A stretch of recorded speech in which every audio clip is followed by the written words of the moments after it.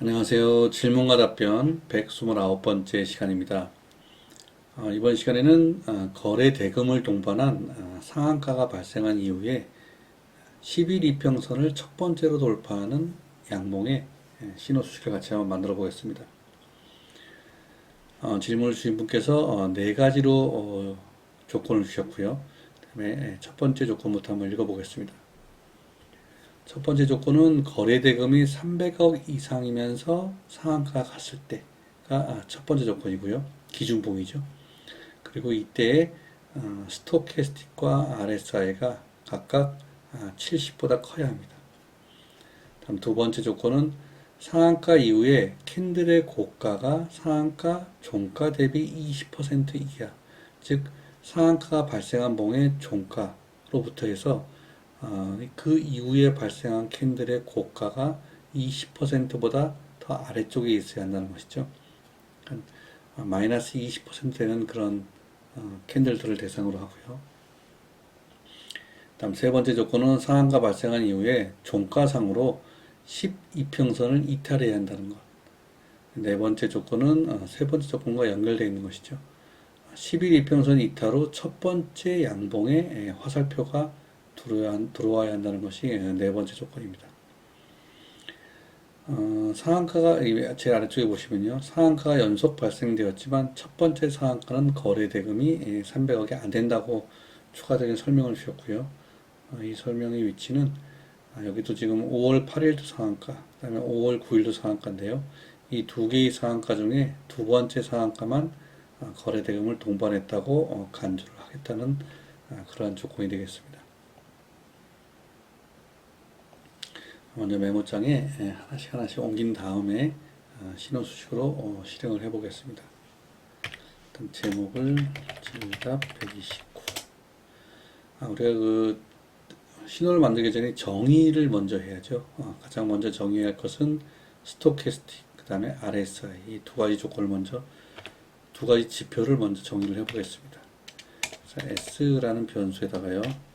스토캐스틱 SL W죠. 그 다음에 수치는 바로 넣겠습니다. 두 번째로 정의할 것은 RSI죠. RSI 14 기본값 14로 넣겠습니다. 두 개를 정의했고요. 그 다음에 조건을 만들어 보겠습니다. 자, 조건은 일단 상한가가 조건이죠.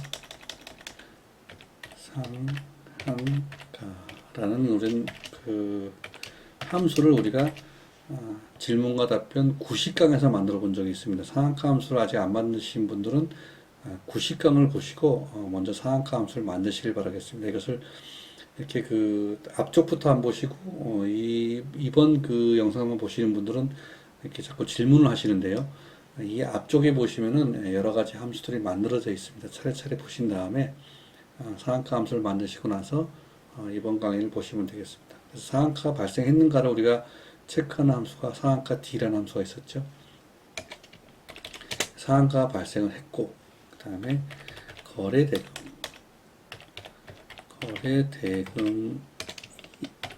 300억 보다 커야죠. 그리고 우리가 위에서 정의한 스토캐스틱은 70 이상, 그리고 RSI도 70 이상. 이렇게 하면 조건이 완성이 됐습니다. 자, 조건이 완성이 됐기 때문에 이 조건을 만족하는 상한가가 나왔을 때의 종가를 우리가 또 저장을 해놔야겠죠. 나중에 비교하기 위해서. 그래서 상시라는 그런 변수에다가요. value 조건이 발생했을 때 그때의 종가를 저장을 해 놓겠습니다. 또 한 가지 필요한 것이죠. 10일 이평선. 10일 이동평균선도 정의를 하겠습니다. 자, 그럼 이제 우리가 첫 번째 발생했는가, 두 번째 발생했는가를 카운트 신스 함수를 이용해서 또 체크를 해보겠습니다. CNT라는 변수에다가요. 카운트 신스 조건이 발생한 이후에 그다음에 양봉이면서 그리고 종가가 M10보다 작아야죠. 자, 이렇게 첫 번째로 발생한 것이 상한가의 종가로부터 시작해서 80% 위치에 있어야겠죠. 자, 그럼 마지막으로 최종 조건을 쓰겠습니다. CNT는 현재 첫 번째 발생해야 하고, 그 다음에 CNT의 한봉전은 아니어야겠죠. 그리고 나서 상한가의 종가 곱하기 0.8, 그러면 20%가 빠진 경우가 되겠죠. 자, 이것보다 현재봉의 고가가 작아야 합니다. 자, 그럼 여기 나와 있는 이러한 조건들이 다 완성이 됐습니다. 자, 이것을 복사한 다음에요.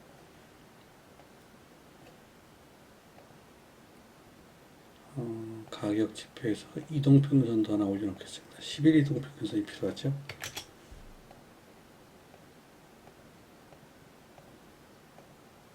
그리고 사용자 지표가 아니죠.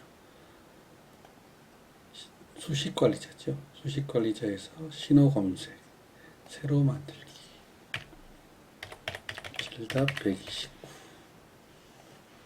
붙여넣기, 작업 저장, 수식 검증. 자, 이렇게 하면은 어떠한 그 위치에 신호가 나오는지를 실행을 해 보겠습니다.